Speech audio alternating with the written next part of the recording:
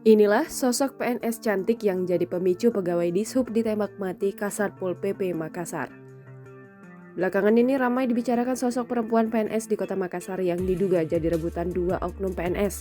Kini terungkap cinta segitiga di balik tewasnya anggota Dishub Makassar.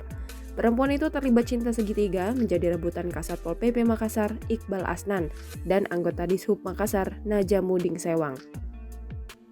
Motifnya tak terima pujaan hatinya didekati pria lain, Iqbal Asnan menyewa 3 orang untuk menghabisi Najamuddin Sewang.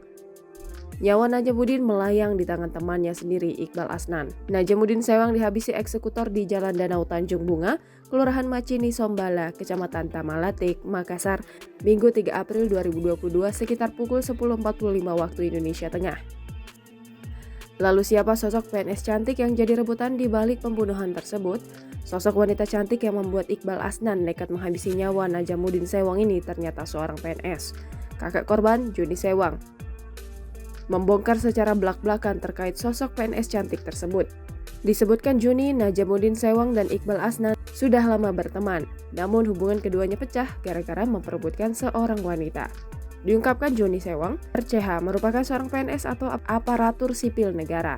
Tak cuma PNS, sosok wanita itu juga ternyata menjabat posisi penting di Dishub Makassar. Jabatan yang diemban RCH merupakan kepala seksi di bagian Dishub Makassar. Jangan lupa subscribe, share, komen, dan like ya!